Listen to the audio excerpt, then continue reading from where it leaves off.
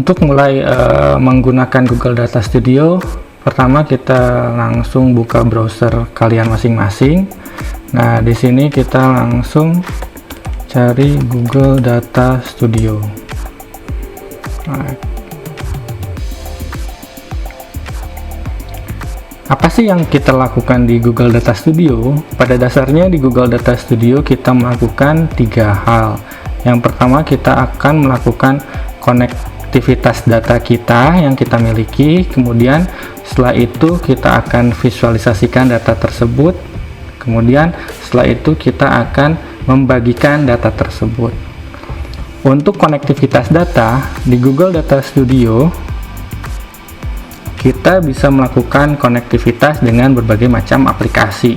Contohnya di sini ada Google Ads.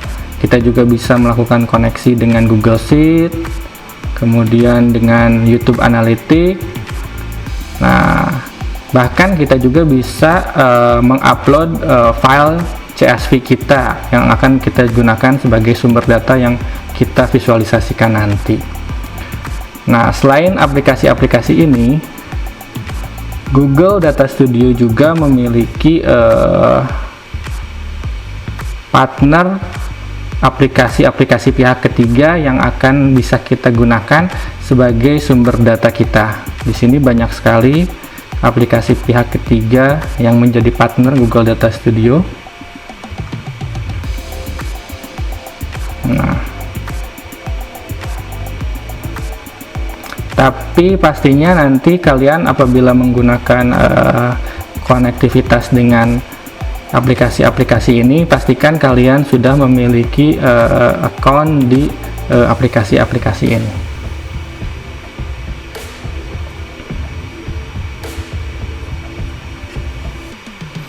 Setelah kita melakukan konektivitas data, nah data tersebut akan menjadi data source atau sumber data yang akan kita visualisasikan. Nah, dalam hal visualisasi,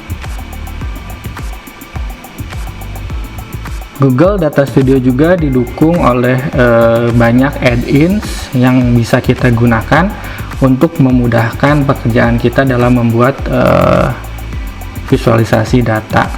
Nah, di sini banyak sekali add-ins yang bisa kita gunakan. Selain add-ins, nanti juga kalian bisa dimudahkan dengan template-template yang ada. Nah, setelah kita membuat data visualisasi, kita akan melakukan sharing. Nah,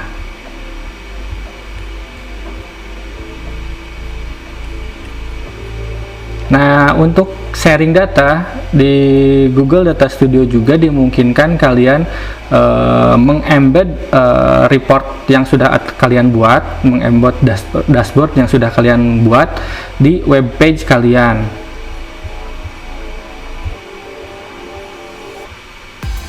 Nah, di sini contoh-contoh report yang sudah dibuat.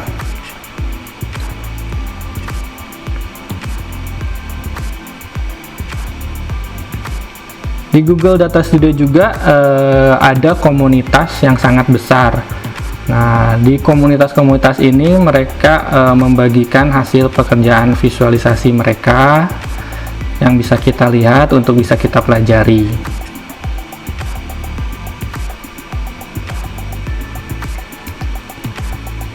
Untuk kalian yang pernah menggunakan table, mungkin ini seperti table publik.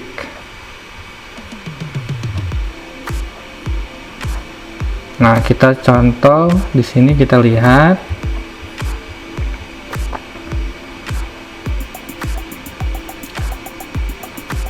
Di sini ada visualisasi data mengenai average annual sunshine hour across the world. Nah, visualisasi ini dibuat oleh Jennifer Lee. Nah, di sini kita juga bisa lihat sumber datanya dari mana.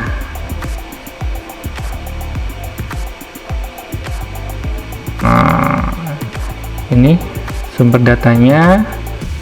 Di sini ada filenya bentuk XLS mengenai sunshine duration, ya, seperti itu.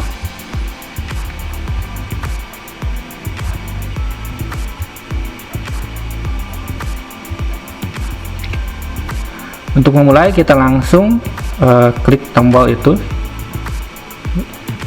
kemudian kita hubungkan dengan akun Google kita.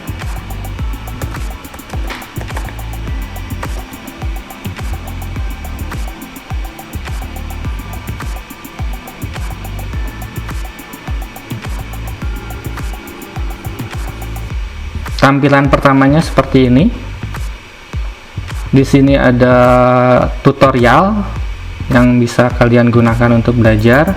Kemudian ada juga template, ada beberapa template.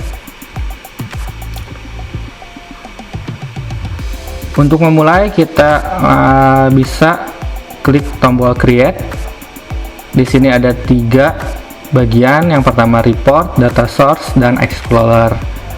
Nah, kita klik report untuk membuat laporan. Untuk tampilan pertama kali akan seperti ini, tapi nanti ketika selanjutnya tidak akan seperti ini. Nah,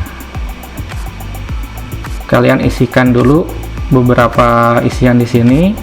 Nah, untuk company names, karena kita di sini untuk personal use, bisa kita kosongkan saja. Accept.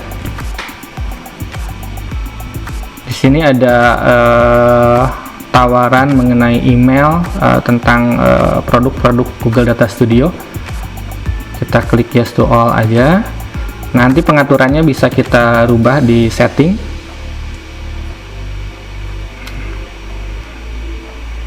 Nah, kita langsung create report.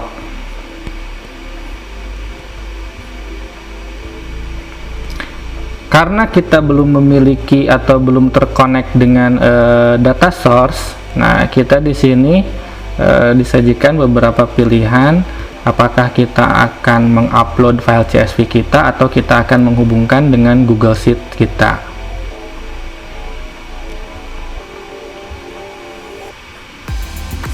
Saya biasanya menghubungkan dengan Google Sheet karena di Google Sheet saya bisa melakukan scraping data menggunakan Google Sheet. Nah, di sini juga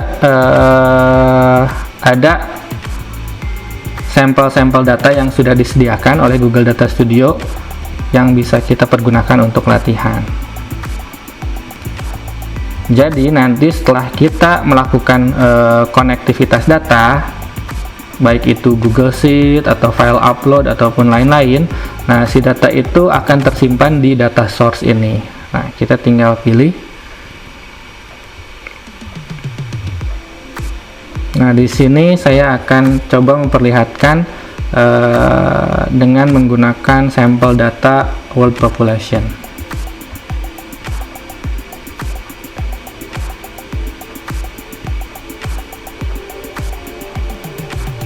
Nah, inilah tampilan pertama laporan kita atau dashboard kita. Kita beri judul.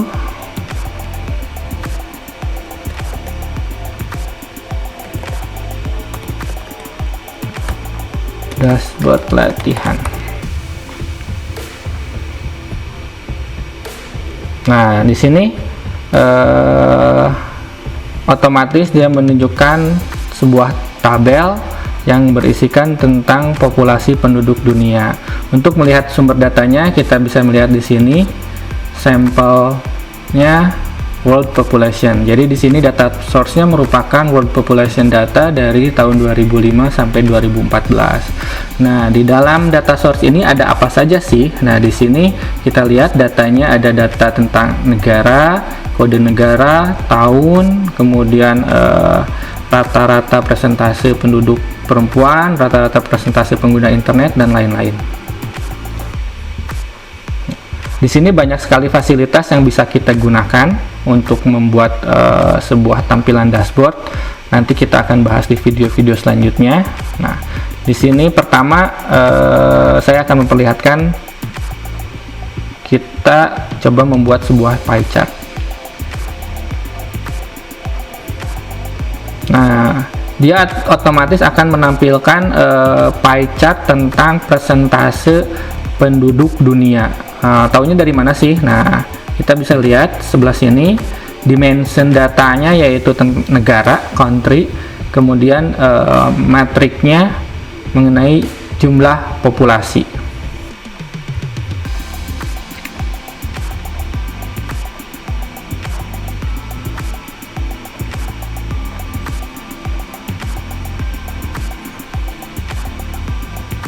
Kita coba beri judul.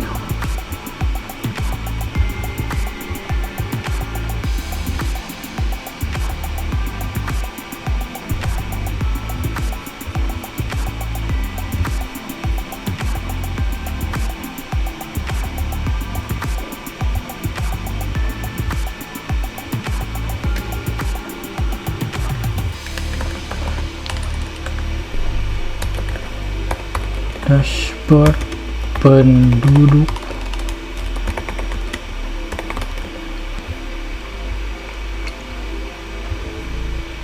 Kita bisa atur di text properties, ukurannya kita coba perbesar.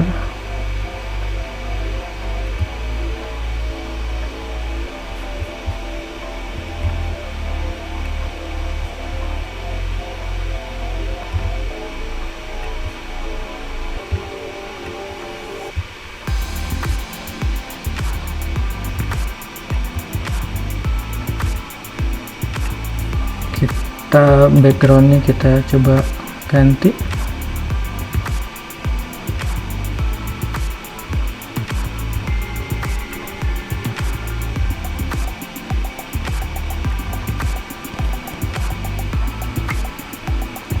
Nah, misalkan kita backgroundnya rubah jadi biru. Nah, ini background ini kita rubah jadi biru lebih tua, atau mungkin warna lain.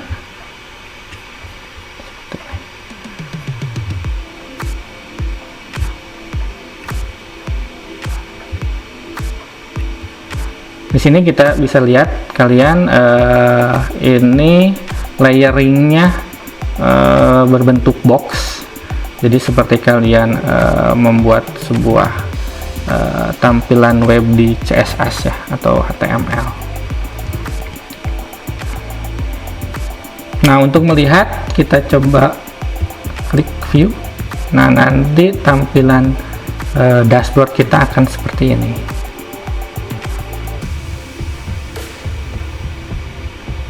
Nah, di sini edit, saya akan menambahkan satu lagi. Nah, di sini saya akan menambahkan scorecard.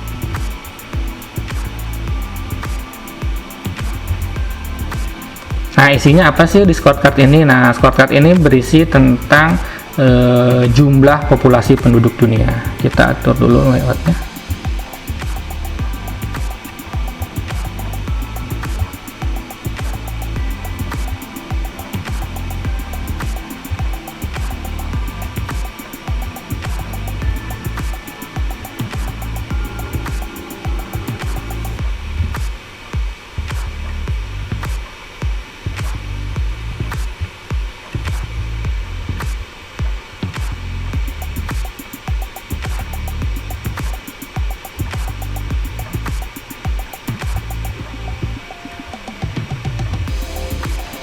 Kemudian saya coba tambahkan apa lagi ya.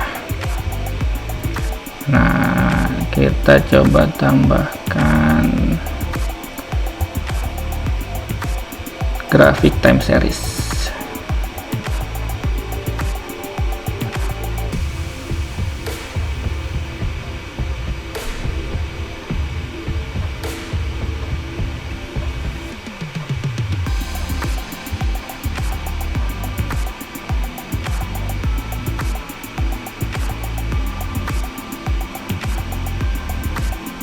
Ini kita coba lihat, tambahkan grafik time series.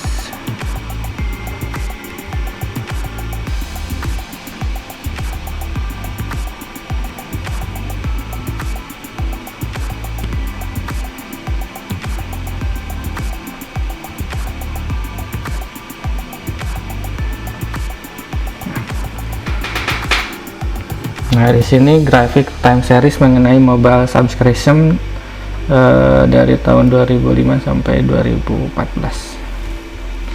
Kita lihat tampilannya seperti apa. Nah, tampilannya kurang lebih akan jadi seperti ini.